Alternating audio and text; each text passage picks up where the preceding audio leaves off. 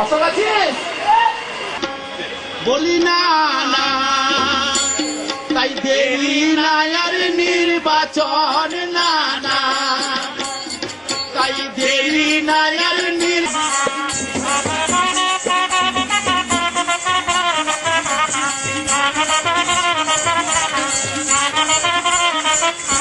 নোটের ফাঁক এড়িয়ে চলব, নির্ভয়ে ভোট দিব, অনির্ভয়ে ভোট যে আমরা দিব, আর নোটের ফাঁদ আমরা প্রয়োজন হলে নিজের ক্যাটের পয়সা খরচ করে যাবো, আর যদি পয়সা না দেবে তো হেঁটে যাবো। করবো বলো ভোট না না, কি বলেছিস? করবো বলো ভোট না না। কমিশনের নির্দেশ অনুসারে SVEEP standards systematic voters education and electoral participation এইটাকে সংক্ষেপে বলা হচ্ছে, যাতে সকল ভোটাররা নির্ভয়ে ভোট দিতে পারে। ভোট আমাদের অধিকার, ভোটে যাতে পার্টিসিপেশনটা খুব বৃহৎ আকারে হয় এই গণতন্ত্র প্রতিষ্ঠার জন্য, সেই ব্যাপারে আমাদের একটা নির্দেশ দিয়েছেন প্রচার চালানোর জন্য।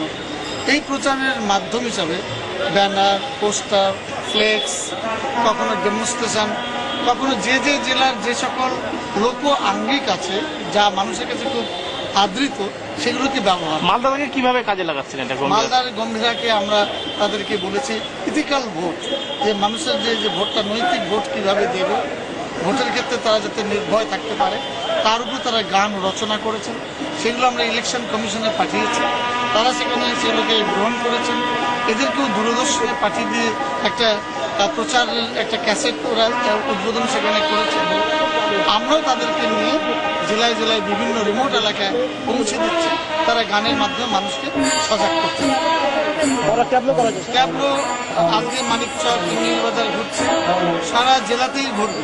বিশেষ করে এলাকাগুলোর যে জায়গাগুলোতে রিমোট, যোগাযোগ ব্যবস্থা কম, মানুষের অত একটু সচেতনতার অভাব, সেই জায়গাগুলোতে আরো বেশি করে ঘুরবে।